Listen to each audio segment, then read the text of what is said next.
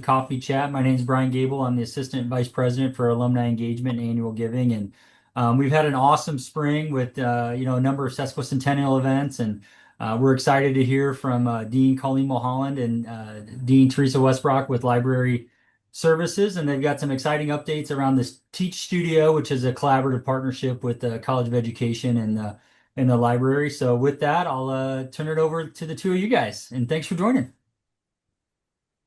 Well, thank you. It's really nice to have this opportunity to talk to everyone today. My name is Teresa Westbrook, and I'm the Dean of Library Services here at UNI. Yeah. And I'm Colleen Mulholland. Welcome. Nice to see some familiar faces. I'm the Dean here at the College of Education, and we're really excited to share with you on a virtual tour our most recent collaborative project, which was epic and big, and we're excited to share that with you. What we are sitting in the Teach Studio, and we'll be able to reveal that in a little bit through some pictures as we take you through.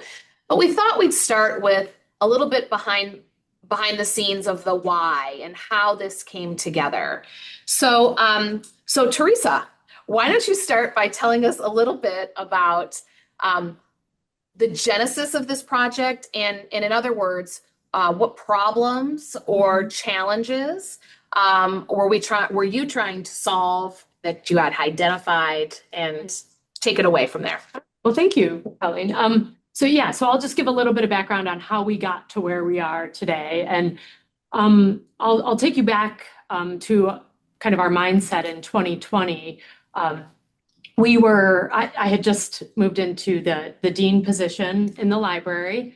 COVID was underway, so very few people, if any, were on campus.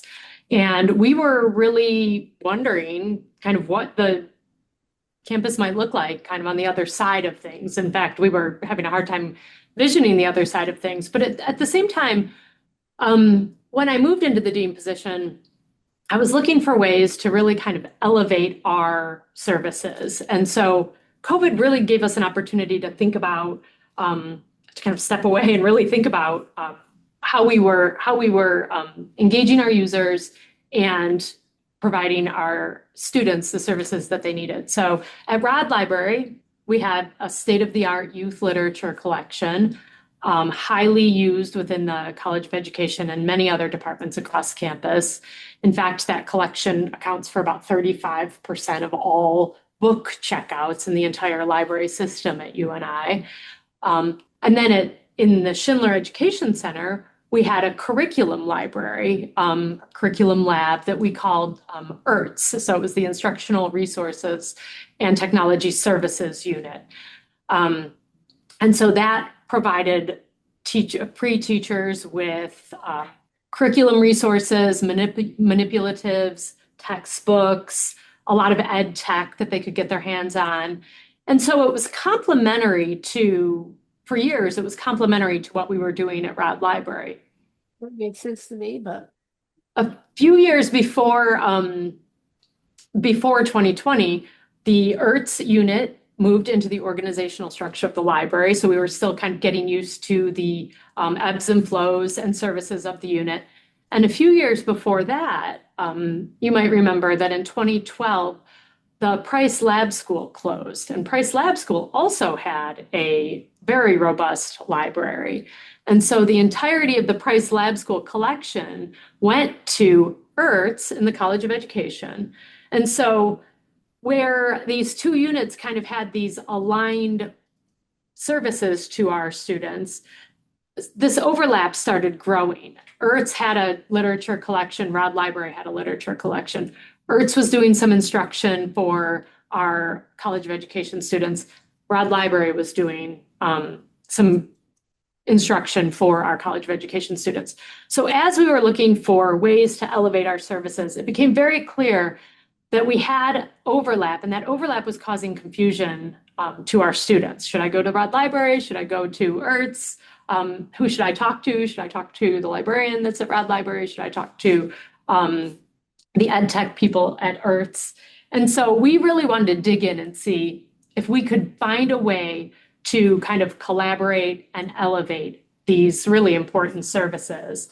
And so, yeah, I guess we got together, we started talking to constituents across campus, and we really started seeing a vision for a collaborative space that housed all of these different services for our, mostly for the benefit of education preparation, but also across campus. And we started kind of feeling out, where should this be? Should it be in the library? Should it be in the College of Education? And what should it include?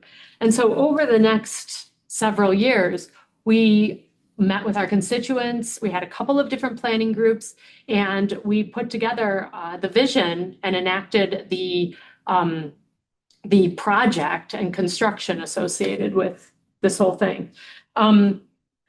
So what I described to you were 2 units of the library, really looking to kind of create some efficiency, to overlap, and to elevate our services.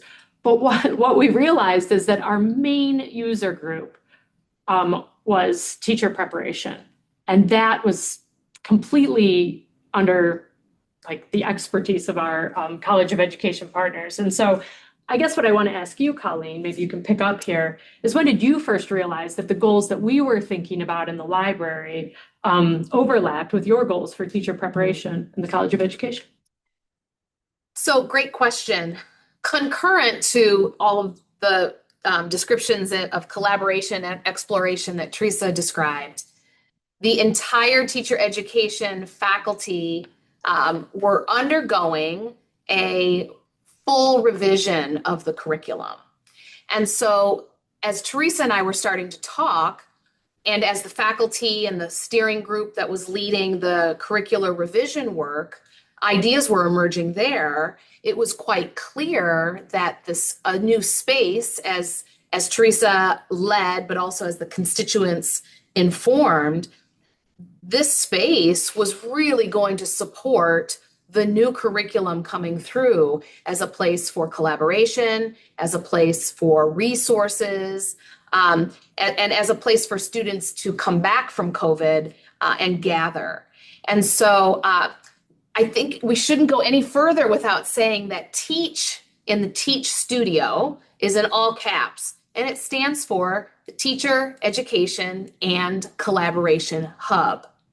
So that became the vision then of how we could think about a collaborative space as our curriculum was changing.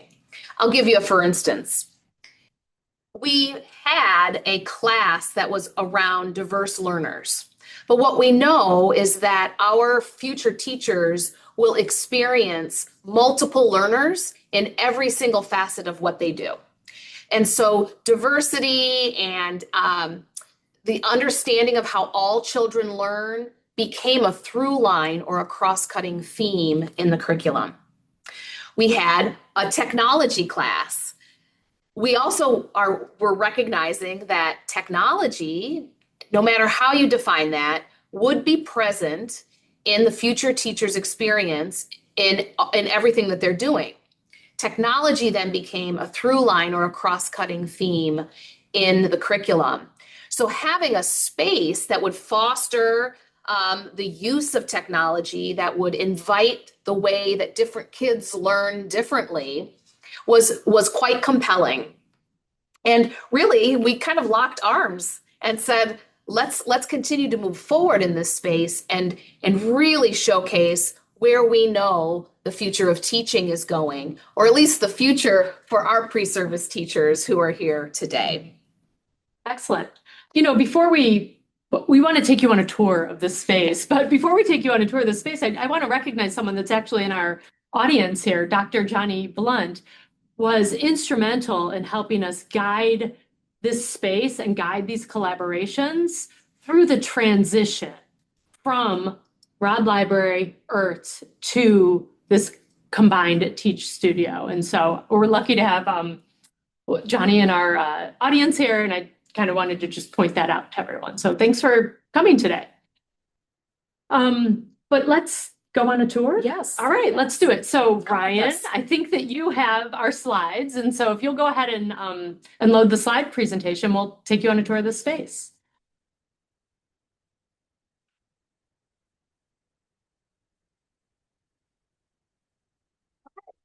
When you walk into the newly renovated Teach Studio, this is what you see. It's kind of hard to get a good photograph because it is kind of a wide space, but you'll see that we have our literature collections throughout. You'll kind of see underneath the logo where it says Teach Studio, some trees that are built around the pillars in this space. In our youth collection in Rod Library, we had a tree room. And so we wanted to make sure that we had some of that cozy vibe throughout this space. So we've got our books, we've got furniture, we've got some kind of decorative elements. And then in the back, you can kind of see direct line of sight to some of our technology and presentation spaces that we'll show you in future slides. You can go to the next slide, Brian. This is just a close-up on our one of our collections. And so you can kind of see that we have our picture book collection on lower shelves so that students and especially our younger users can reach everything. And above that, we have some colorful elements. Those are noise dampening felt squares in the brand colors of the university, really just kind of adding some color to the space. We don't have we don't have any natural light coming into the main area. So building color through light and some of these features really makes a difference. You can go ahead and go forward, Ryan. And then this is a little bit of an idea of some of these, the tree elements that we built into this space. So on two different pillars that are structural in this room, we lined them in bark and added leaves at the top. And those are also that noise dampening felt. So it kind of serves two purposes. And then there's seating around the edge of the trunks of those trees. And so you can kind of see the tree elements in both of those photos and see some students hanging out in the space. So really, we tried to do a couple of different things. We are, if we could have more square footage, I think we would have asked for more square footage, but we were limited by the size of the footprint of the building. And so we really wanted to try to do multiple things in our space. So we've got collections, we've got kind of some cozy areas to hang out, and we've got some other elements and features that might be interesting to people looking to build these types of spaces for themselves. Teresa, are you finding a quick question? Are you finding students using this as like a lounge collaborative space or mostly for like classroom project work only? That's a great question. Both. What's really nice about this space is it's right off of the main lobby of the Schindler Education Center. So if you've been in Schindler, you know that lobby is it's bustling. There's a lot of students out there in between classes and over lunch and working together, but it can get a little bit noisy out there. And so I think that some students like to kind of tuck away and work in here. We've got good furniture. We've got some nooks and crannies that people have found that they really enjoy. So we have a little bit of both. Sometimes it's pretty crowded in here with students using the space though for classes. And I think that in those cases, people probably then retreat to the lounge area. Good question. You can go ahead to the next slide. Okay, so moving into some of our specialty areas, this isn't kind of the best bird's eye picture here, but this is close up on some of our classroom spaces in action. And so we have a classroom that's within the Teach Studio space. All of the furniture is on wheels and the tables kind of tuck away to the side if you want to just use the floor in the space. There is all of the same technology in the classroom that there is throughout campus. So it's really easy to walk into the classroom and use it like you would use another classroom on campus. The classroom has great natural light, which is kind of a nice feature. But we don't schedule regular classes in this classroom. What we do is we reserve it for our workshops, our one-shot instruction sessions. So students that are coming in faculty that are bringing their students in to work with the technology that we have hands-on, to work with the literature collections that we have. And we opened the Teach Studio. Our grand opening was fall semester 2025. So we have had we're almost done with our second semester. We've already hosted 78 instruction sessions in this classroom, and totaling over 2,300 students coming through and using our collections and our spaces. So this is a very popular, highly used set of services and spaces. You can go forward, and I'm going to pass it off to Colleen for a minute here. Great, thank you, thank you. So join us as we're touring a quick step here to the next room. This is what we call our stage room or presentation room. And who you see on this stage right now, this is Katie Nedwick. She's our coordinator of the Teach Studio. She's part of the magic formula of why and how this space works so well together. And so the big reveal is that Teresa and I are sitting on this stage right now. So behind this curtain is the very green screen that you see. And we were very interested in having a space that had state-of-the-art technology to do exactly what we are doing right now, to be live, to broadcast or simulcast out. Sometimes we have guest speakers on campus. Sometimes we have nationally renowned authors on campus. What better way to beam into classrooms, or in this case, to have a coffee chat with you right from our own Teach Studio. And so the other thing you see here is you may know that the university has a child development center in which we serve up to 70 students, children, our littlest Panthers, ages 6 weeks through age 5. And so that team of teachers and children, they walk over, and this is Katie having read aloud time with them right here on the stage. If you think about what is possible with technology and the green screen, we've already joked that we're newscasters here, answering questions forward when we're talking to each other. But a green screen would allow for any background and to really transport with creativity anywhere to have some kind of presentation. And so we're really excited about this stage room, and even more so that we're here right now trying out all of this great technology. Likewise, this room has tremendous natural light, and the stage is oriented to utilize that natural light as well. Now, Ryan, if you go to the next slide, the big feature in this room as well, and so we can see it directly this way, is a mural. And we worked with our university relations team to utilize the artist who is the illustrator for the brand. So you may have seen, those of you local to Cedar Falls, on Hudson Road on the side of the Camrick Art Building, we have a huge UNI 150 in illustrations with all sorts of Easter eggs and nuggets of our 150 years at UNI. That artist created this mural for us. Teresa mentioned we have cozy nooks and crannies, but we also wanted to promote imagination, creativity.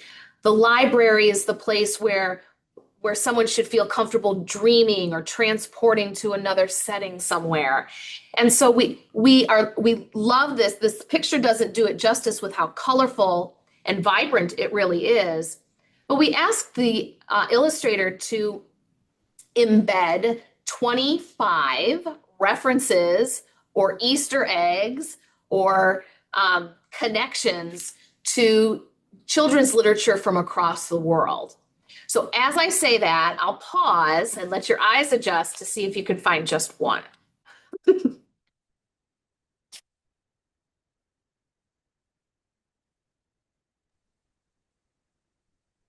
So in the top right, you may see Dorothy walking on a yellow brick road. On the kind of bottom left center, you may see a caterpillar who was very hungry, working through some fruit, and on and on. what we love about this is that we see students just stand and stare at this all the time. The team here in the Teach Studio has also found is working to build the collection of these 25 titles so that the reference also has a book right next to it. And so we're going to continue to invite you to come to our space so you too can see this mural. And we'll do one more piece here, Ryan, next slide. You see that we also are thinking about how space can be quite dynamic, just like a classroom. Sometimes the floor becomes the classroom. And here we see some of our pre-service students working together on a mat that really is promoting coding and some of our educational technology. Because next to this room, so if this is our presentation room, we'll teleport you very quickly here on the next slide to what we're calling our technology playground. So we've talked about this interesting mix of youth literature, children's books, rich library resources, and remember, this was where the instructional technology resources were, and we have leveled that up as well. So in our technology playground, you see that we have a starter collection of some of the very technology that we know exists in our K through 12 classrooms that we partner with and that help support the development of our pre-service teachers. When we were redesigning the curriculum, we knew that technology could not be an afterthought and it could not be an add-on. We also knew that we had a very engaging, passionate faculty member who, when you think of educational technology, I hope you think of Magda Galloway. And Magda was very interested in the integration of these educational technology pieces into the curriculum. And so over time, we have shifted part of her job assignment to be the point person to not only work with students who may be interested in using some of these mats or some of the technology you see in this picture, but to work with faculty about how you could shift an assignment to require educational technology in there, to continue to embed and integrate that these tools and resources into the coursework, which means students are coming into the Teach Studio, which means then they're ready to go out into the field and utilize some of these strategies right in their clinical experience. There's one more picture. One more picture here of the classroom. Oh, excellent, thank you. I also think it's important that you know that through the support of UNI's foundation, Teresa and I were encouraged to write a grant to the Carver Foundation, and the Carver Foundation has funded us a wealth of more educational technology that we know really came from faculty wish lists. So how we think about using adaptive technology, how we think about how fourth graders can tell stories differently now than 20 years ago. And all of those tools were in the process of purchasing to shore up this room with kind of the latest and greatest, and have technology for our student teachers, about 250 per semester, who are all across the state of Iowa working in classrooms for their experiences as well. Great, that's a great segue to the next slide. So this is a image of a one-button studio, and so this is not a picture of our space, but it is incredibly similar to the space that we're building this technology in presently. So this should be ready by mid to the end of June. Plenty of time for faculty and students to practice on it ahead of fall semester. So a one-button studio is really takes technology and simplifies it as much as possible. And so using funding from Carver, we were able to purchase a one-button studio, which is, again, kind of on the wish list, and we're really excited. We have the space to put it. It's within our lounge area, which you'll see next. But this one button studio is technology that's used by faculty pretty commonly across campus. So there's one button studio here and there across campus. You kind of have to know someone to know where it is. And so what we're doing is we're going to put this on the public's reservation schedule. Anyone can use it, but more important, we're going to open up this technology to our students. And so this is a way to do a presentation and have it be completely polished and just very good looking at the end. And you do it really, I mean, it really is pretty simple. You push a button and it walks you through the backgrounds and the teleprompting and all of the different tech that you might need to get something that really looks quite good. With so many classes being offered online, I think one of the things that we're really invested in doing is we want to make sure that students who are teaching or students and faculty who are presenting and teaching in an online setting and students who are experiencing education in an online setting are getting more than just the Zoom boxes that we're all so used to. That's kind of a nice lowest common denominator. But if we can give students the technology and the spaces, like this space right here, to just level up their presentation delivery just a bit, it will make a huge difference for them in terms of confidence, in terms of reception, and in terms of wanting to continue to use that technology and to use it to really improve their craft. And then you can move to the next slide. I'll hand it back to you, Colleen, to talk about our lounge. Great, great, thanks.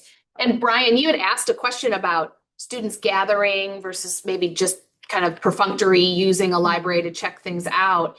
So adjacent to this space is what we've renamed the Teach Studio Lounge. And so without disrupting students, we tried to capture a picture here. It's usually pretty well seated and buzzing. But at this point, this Teach Studio Lounge, this was a storage room. It has some of the very best windows and natural light in Schindler Education Center. But what we have found over the last few years is think about the kids who are undergrads right now here at UNI. They were middle schoolers and high schoolers during COVID. And we are starting to just see in 2026 this interest, this renewed engagement with each other. And so creating a space for students to be together, think together, do work together, and not be on the other side of a screen and not be in their dorm room. We found that to be equally important. And so investment in just really the space, the lounge, the place to hang, students are doing that. And so we're excited that this space really gets use. We are watching how students are kind of using this space in the wild. So it's not predictive. We're not prescribing how to use these spaces and where to go. And that's pretty fun to see. What you also will see in this space is some interesting shaped furniture. So soft furniture, but way in the back, you see a hexagon on the picture on the upper left. You see a hexagon. And so that's a good place to curl up with a book. You can put it on its side and kind of sit 3 or 4, probably 5 or 6 kiddos, but maybe 3 or 4 college kids, kind of campfire style. And so we were very intentional in working with our colleagues at UNI facilities to think about creative seating as well. You see on the right that there's a booth seating. That's still kind of like the coveted favorite space. Is everybody just wants a booth, right, to study and to get comfortable with as well. So this is our Teach Studio Lounge. And what we've done is we've walked you in the Teach Studio around the perimeter for these extra spaces. And Ryan, we want to thank you for being our silent tour guide there. We can go off of sharing that screen. And yeah, we are interested to hear what questions you may have. We would love to expand more. We can talk about this for 5 years, but we only have 45 minutes. So whatever is next with engaging with our guests, and we're so glad to share this space with you. Yeah, feel free to raise your hand or ask any questions in the chat. But I've got one, I guess, for each of you. Maybe Colleen, I'll start with you. Teacher education, was the start of UNI and it's been around for 150 years. Reflect on what that means and then how you see the college continuing to kind of prepare students for the future. Good question. We're looking at all sorts of pictures from these archives in the sesquicentennial year, and there is a future teacher in every one of those pictures. I think what's really important to know, and I'm very proud to share this, is that at other institutions, sometimes they forget that they train teachers. You can't forget that on this campus. Etched in our campanile is the Iowa State Teachers College. You can't not see that. And what's so special about this university is from its inception, there has been an intentional investment in education and in educating the children of the state of Iowa. That is what we still do. We have almost 2,000 teacher education students on our campus, as well as distance ed students. And that's about 1 in 4 of our students. So we take this seriously. Education isn't an afterthought. It really is in the DNA of everyone who works here in many ways. What's exciting about that is we can already see next year that the enrollment of incoming freshmen to elementary education, for instance, is up by 20% already compared to last year. There's still an interest in coming to UNI to be a teacher. We work with schools almost every district, almost every county. I think we're maybe not in one county of the 99. But that's because alum are in those schools teaching and they want to give back. And we really just have a strong network that we continue to invest in. And if we aren't investing in that now, we won't have a legacy. I don't know how to say the 300th year, but in another 150 years, that we're investing in that legacy now. And I think the Teach Studio is one of those key investments for the future. A quick follow-up, the neighboring state rate gets a lot of attention right now, and you talk about being up 20% in enrollment, mostly in-state, or are you seeing some uptick with the neighboring state rate for incoming students? Yeah, it's a both and. So we're unpacking some of those data now. So I don't have a firm answer for you, but it's yes and. So the exciting thing is that, this attention to the neighboring states, we believe also got in-state folks. It's hard to advertise for elementary ed. It's just kind of what we are. But we advertise for it, and we're reminding folks that this is the flagship for teacher education in the state. Teresa, a couple for you. In a world where we're shifting more and more to digital access, where do you see the library kind of role in helping with UNI students there? Well, that's a great question, and one that comes up in a variety of different formats. And so, yes, a lot of information is created and shared and expected to be available digitally and online. A major exception to that is children's literature. And so I think that we've shown you that, with our collections and with the popularity of those collections in terms of their use in checkout. But when you think about our role in providing and curating and making sure that our students and faculty have access to the resources that they need, as those resources have shifted to online format, not completely, our footprint for our physical collection, with the exception of our youth collection, so our physical collection in Rod Library is smaller than it was. That makes a lot of sense. The only collection that is growing in physical size is our archives and special collections. And so you can kind of imagine some of those older collections we're still accepting those in physical format. As we find ourselves in a situation where we have more square footage in the library that's not taken up with shelves and books, and for those of you that have spent any time on UNI's campus, you know that Rod Library is in the center of campus. It is a very popular location. Whether or not people make it a destination or a pass through when it's very cold outside. But what we've done is we have taken the main floor of our library, which is the second floor of our library. We've opened up the east entrance and the west entrance, and we've moved our collections off of the main floor of the library, and we've moved our student-facing services as much as possible onto the main floor of the library. We've also welcomed onto the main floor of the library some other academic student service-oriented units. So we have our entire tutoring center is on the main floor of our library, not behind closed doors. It's drop-in, open, welcoming tutoring. We've our attitude is let's make tutoring normal. It's just part of the rest of a student's experience in finding and receiving services, support, information. We recently, just in January, welcomed academic advising into the library. So again, another really important, really popular student service.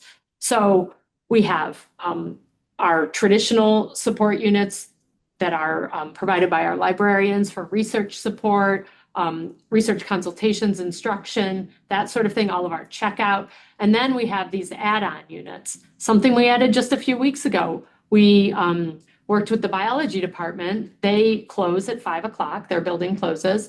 They wanted their students, their anatomy students and our nursing students to be able to interact with their syndavers, so synthetic cadaver, after hours, because that's when a lot of students want to do their studying. So we now have a room in the library that has a syndaver in it, and muscle models and bone models, all in a kind of a health sciences study room.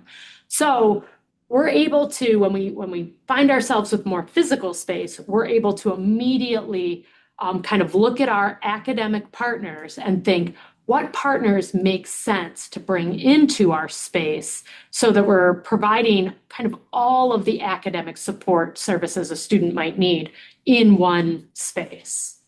Well, I think you're doing a great job. I was at a student event earlier this week, and they were riffing back and forth of what was more fun to hang out in and study, the library or the union. So you're making it a welcoming place for them to want to come and hang out and grab that coffee at the back. So I'll maybe end with this. We've got kind of two questions that kind of go together. So two things: how can people get more involved with College of Education and library services? So that first. And then, graduation's next week, and we'll get a little bit of a breath. Students will be gone and campus gets a little quieter. But what excites you for the summer, and what are you planning for next fall already? So I think I'm very comfortable speaking for Teresa, saying, how can you get more involved? Well, we would love, if you're able to get to Cedar Falls, we would love to show you around and give you a real tour. So you can see our students in action, so you can really see these spaces in a way that bring them to life, that would help envision how our future teachers and our students are working in their coursework and working in their clinical experiences. We come into this space and we never know what we're going to see students do. We never know what we're going to see children do. So the very stage that we're sitting on, we don't have to tell kids what to do here. They perform and they act, and there's really a joy of learning here. And so we would love to show you the space at any time. You just have to say the word. And then do you want to talk about what excites you? Yeah. Or how people could get involved? And then I can talk about exciting things too. Yeah, I mean, I'll underscore what you just said about getting involved. Come visit our spaces. Reach out to us.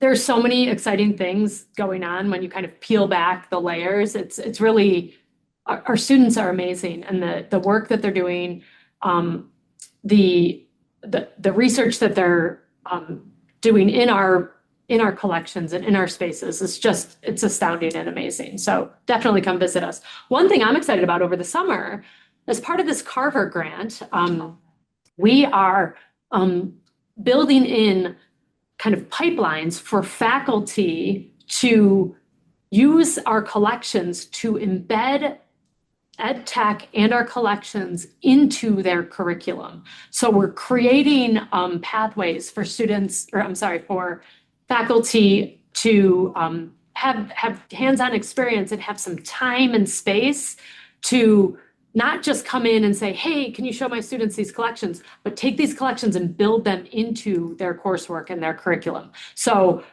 we're kind of ramping all of that up over the summer with the goal of having some of that be unveiled as soon as fall semester. So we will be busy in summer, but just in a different kind of way. So a lot of behind the scenes work, but it's super exciting. Oh, we don't get the summer off because students are gone. I mean, that's everybody thinks. It's like, well, students are gone, we're all off. Take a deep breath and then we do Not this all the summer. behind the scenes stuff. That's right. That's right. It's warmer here Yes. in the summer. So yeah. I would say one of the things that really excites me as well is that we are in the process of putting together an external advisory board for the Teach Studio, that we already have some nominations of school librarians and teachers and principals, and all from across the state, and those who are really kind of in this interesting intersection of education and library. Because I think what we see in the future is, how do we stay ahead and continue to provide our students with state-of-the-art experiences, equipment, resources. And for those of you who know Cedar Falls, there's a brand new high school just adjacent to our campus. And so we think about the state-of-the-art high school.